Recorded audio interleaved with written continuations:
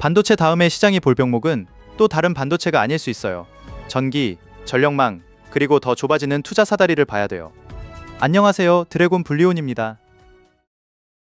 오늘 경제 강의의 핵심은 순서입니다. 시장은 먼저 눈에 보이는 병목을 삽니다. 지금 그 병목은 AI 반도체입니다. 그런데 반도체가 충분히 올라가고 AI 투자가 실제로 계속되면 시장은 다음 질문을 던집니다. 이 반도체를 어디에서 돌릴 것인가? 이 데이터 센터와 로봇을 무엇으로 움직일 것인가? 여기서 전력망과 전기 설비, 그리고 소프트웨어 이야기가 나옵니다.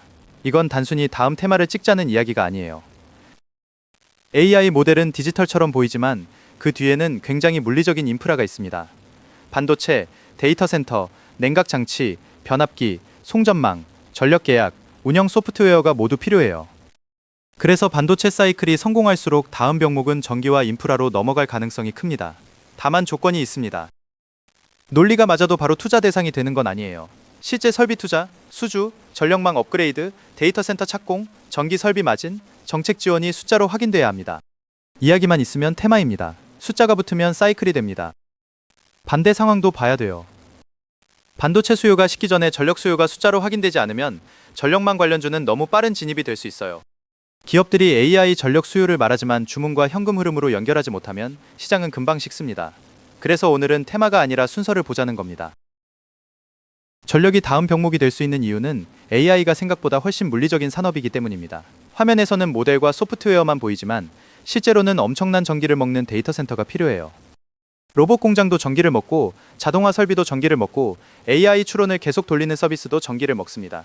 예전에는 전력 인프라가 느리고 방어적인 산업처럼 보였습니다.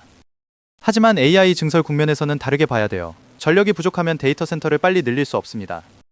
변압기와 송전망이 늦어지면 반도체 수요가 좋아도 AI 설비 투자 속도가 벽에 부딪힐 수 있어요. 한국이 여기서 관심을 받는 이유도 있습니다. 한국은 반도체 제조 기반이 있고 산업 전력 인프라와 전기요금 구조 측면에서 유럽이나 일본보다 유리한 실험장이 될 수 있어요. 그렇다고 한국이 자동으로 이긴다는 뜻은 아니에요. 반도체 역량, 산업 인프라, 전력 비용이 같이 맞을 때 글로벌 AI 기업들이 한국을 더 진지하게 볼 수 있다는 뜻이에요. 투자자가 확인할 건 뉴스의 결이 바뀌는지입니다. 단순히 전력망이 중요하다는 기사에서 끝나면 아직 약합니다. 실제 변압기 수주, 송전망 투자, 데이터 센터 허가, 전기요금 정책, AI 기업과 에너지 기업의 계약으로 이어져야 합니다. 물리적 투자가 확인될 때 전력망 테마는 더 강해집니다. 소프트웨어는 장기 후보입니다. 다만 타이밍이 중요해요. 지금은 금리 부담이 남아있어서 시장이 바로 보이는 반도체 실적을 더 선호합니다. 실적 증거가 약한 소프트웨어는 주도권이 약할 수밖에 없습니다. 그렇다고 소프트웨어의 장기 논리가 사라진 건 아니에요. AI 인프라가 깔리면 기업들은 그 인프라를 써서 비용을 줄이고 생산성을 높이려 합니다. 고객 응대, 설계, 코딩, 제조 제어, 콘텐츠 제작, 물류, 금융 운영에서 실제 자동화가 일어나야 합니다. 데이터 센터만 있다고 돈을 버는 게 아니라 그 데이터 센터가 기업의 마진을 바꿔야 합니다. 그래서 소프트웨어의 핵심 조건은 단위 경제성입니다. 인건비가 줄어드는지, 직원 한 명당 매출이 올라가는지, 매출 총이익률과 영업 마진이 개선되는지, 고객이 플랫폼 안에 더 오래 머무는지 봐야 돼요. 이 숫자가 나오면 소프트웨어는 반도체 이후 다시 주도권을 잡을 수 있어요. 반대로 멋진 데모와 발표만 있고 현금 흐름이 없으면 시장은 오래 기다려주지 않습니다. 높은 금리 환경에서는 특히 그렇습니다. 지금 소프트웨어는 무작정 비중을 싣기보다 AI 도입이 실제 매출과 마진으로 연결되는 기업을 골라낼 준비를 하는 단계로 보는 게 맞아요. 중국 리스크는 단순히 특정 지표 하나가 나빠졌다는 문제가 아니에요. 더 큰 구조 변화에서 나옵니다. 중국의 성장은 국제화, 수출 확대, 자본 접근성, 낮은 조달 비용을 바탕으로 커졌습니다. 그런데 지금은 공급망 분리, 냉전 압력, 고금리 환경이 동시에 오고 있습니다. 중국은 디플레이션 압력이 있는데도 통화가치 방어 때문에 금리를 마음껏 낮추기 어렵습니다. 성장을 살리려면 완화가 필요하지만 위안화와 자본 유출을 생각하면 너무 쉽게 풀 수도 없습니다. 이 조합은 기업의 자금 조달과 구조 조정을 강하게 압박합니다. 이 문제는 AI, 로봇, 전기차에도 연결됩니다. 중국 기업이 기술적으로 강해 보여도 높은 조달금리, 수출 제약, 약한 내수, 통화 리스크가 겹치면 버티는 힘이 약해질 수 있어요. 기술이 좋아도 것이 환경이 나쁘면 주가는 다른 길을 갈 수 있어요. 한국에는 수출, 환율, 외국인 심리, 부동산 심리로 파급됩니다. 중국이 흔들리는데 원달러 환율까지 오르면 한국 자산은 이중 압력을 받을 수 있어요. 그래서 중국 관련 반등은 싸다는 이유만으로 믿으면 안 됩니다. 실제 수요와 자금 조달, 통화 조건이 같이 나아지는지 봐야 돼요. 앞으로 투자의 사다리는 더 좁아질 수 있어요. 과거에는 한 업종이 너무 오르면 순환매가 넓게 돌기도 했습니다.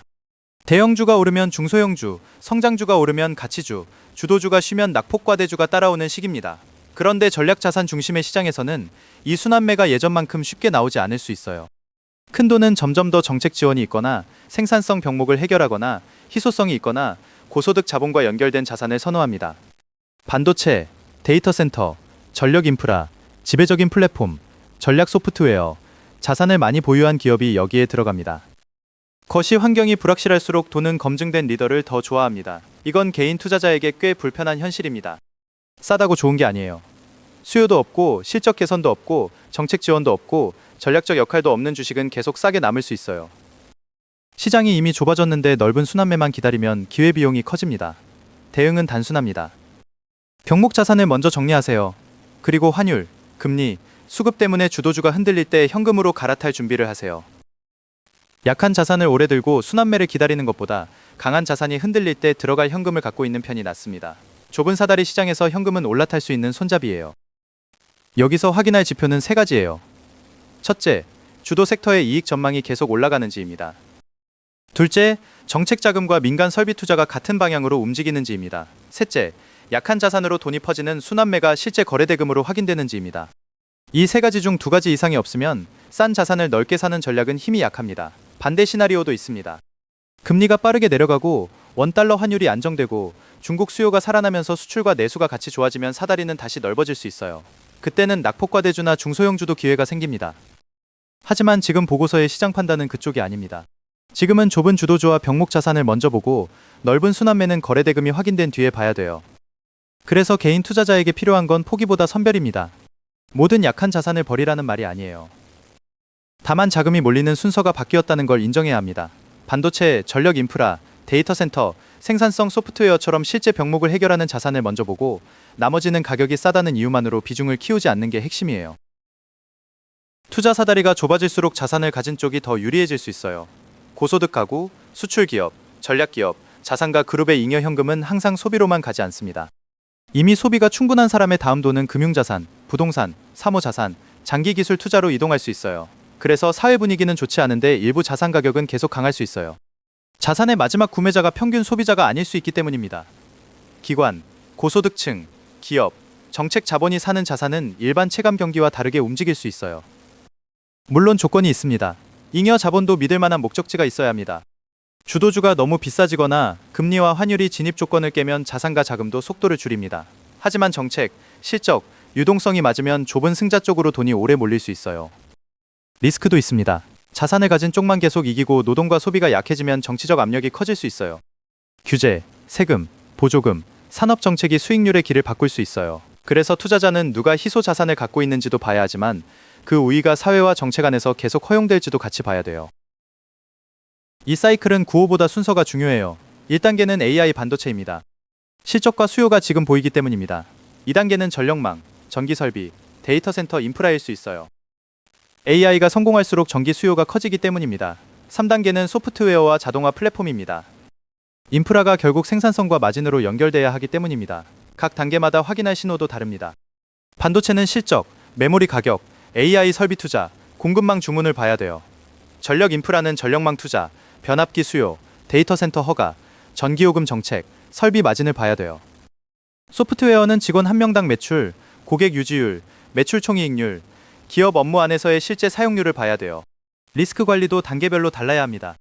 반도체는 주도주 쏠림과 금리 부담이 리스크예요. 전력망은 주문이 확인되기 전에 너무 빨리 사는 게 리스크예요. 소프트웨어는 멋진 시연을 현금 흐름으로 착각하는 게 리스크예요. 하나의 잣대로 모든 테마를 보면 안 됩니다. 좋은 방법은 근거 기반 비중 조절입니다. 증거가 가장 강한 1단계 주도주는 보유하되 환율과 금리 때문에 흔들릴 때만 진입가를 고릅니다.